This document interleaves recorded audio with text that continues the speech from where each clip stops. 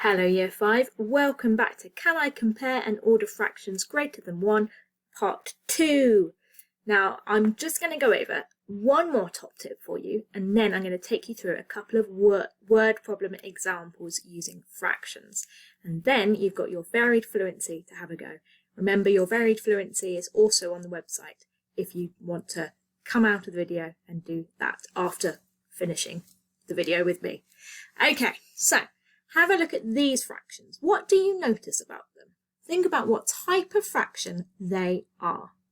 Now, a little hint for you. Remember, improper fractions are always than.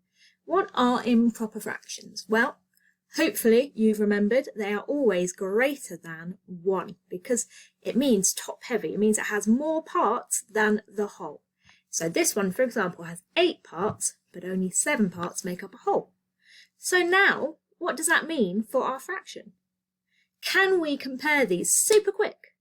Well, this one has to be greater than 1, and this one only has 4 parts out of a possible 5, so this one is less than 1.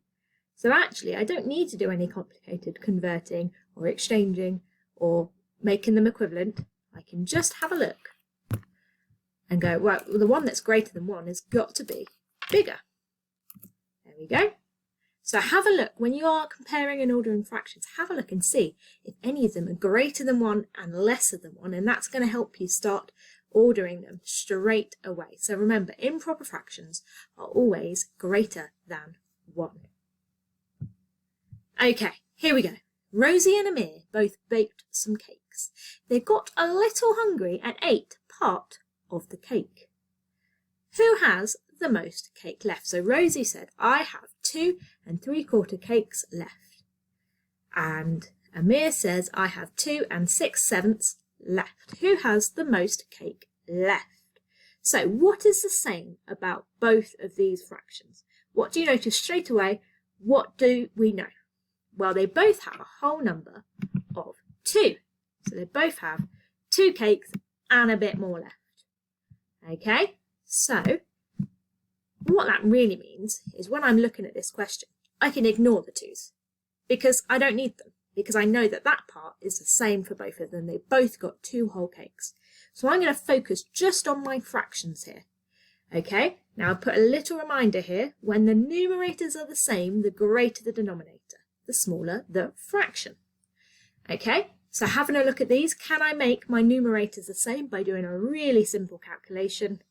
Yes, I can. I can times my 3 by 2 to get to 6. So that is going to become 6 because I've timesed it by 2. Okay, which means I've got to do the same to my denominator. So 4 times 2 is 8. Okay, so now I can compare them much easier. So when the numerators are the same, the greater the denominator, the smaller the fraction. So the greatest one is here. So that means 6/8 is smaller than 6/7. So this is going to be my smallest one. So who has the most cake left? Well, Amir has the most cake left because Rosie ate too much. Okay, remember you can always pause, go back and watch that again if you want me to go back over it for you. Okay, me and Mrs. Elmore, we like chocolate bars. It's true. So Mrs. Elmore and Miss Rutherford have 3 identical chocolate bars each. Mrs. Elmore divides each of her bars into 4 equal pieces and eats 5 pieces. Mrs. Rutherford divides each of her bars into 2 equal pieces and eats 5 pieces. Now I think that we've eaten the same amount because we both ate 5 pieces. Am I correct? Well, the first thing I'm going to think of is, well, I'm going to use my rucksack. So I'm going to start highlighting some key information. So Mrs. Elmore and Miss Rutherford have 3 identical chocolate bars. Mrs. Elmore divides each of hers into 4 equal pieces and eats 5 pieces. Mrs. Rutherford divides each of her bars into 2 equal pieces and eats 5 pieces. Now I think they've both eaten the same amount. Am I correct? Well, to do this, I'm going to make use of some bars. pre-prepared my bars today. Right, that's Mrs. Elmore, and that's mine. There we go. So Mrs. Elmore has divided each of her bars into 4 equal pieces, and then she's eaten 5 of them. So I'm going to cross off 5 of these because those are the ones that Mrs. Elmore has eaten. So Mrs. Elmore has eaten 5 parts out of, what, I've got 4, 8, 12. So she's eaten 5 out of 12. Okay, that's represented as a fraction. Now, how much have I eaten? Let's change that colour.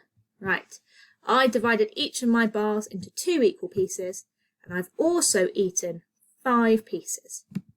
1, 2, 3, 4, 5. Now, I've eaten 5 pieces out of a possible 2, 4, 6. So I've got a 5, 6 as my fraction to represent how much I've eaten. Now, you can already see by looking at my bar model that I've actually eaten more than Mrs. Elmore, even though we both ate 5 pieces, because the size of our pieces are different. Okay, what else have you noticed? Well, we've got the same numerator, which means the greater the denominator, the smaller the fraction. So Mrs. Elmore has definitely eaten a smaller amount. Okay, so again, bar models, absolutely brilliant when doing word problems with fractions. All right, let's go on. Now here are your varied fluency questions today. Again, they are all on the website, so you can go and print off that or have it in front of you, but don't peek at the answers before you have had a go. Okay, the first thing you need to do is compare these by using our smaller than, greater than, or equal to signs in here. And then here you're going to write these fractions in descending order. How are you going to make it so that you can compare them? Now, you can either make them the same numerator or the same denominator. Which one is going to be easier for you to do? Okay, and in 5 seconds I'm going to reveal the answers. So if you don't want to see them yet, pause me here. 5, 4, 3, 2, 1. Okay, here are your answers today.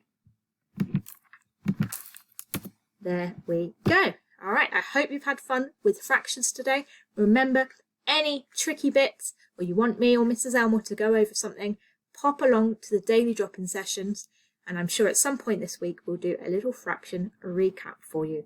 Okay, have a fantastic Tuesday. Bye, guys.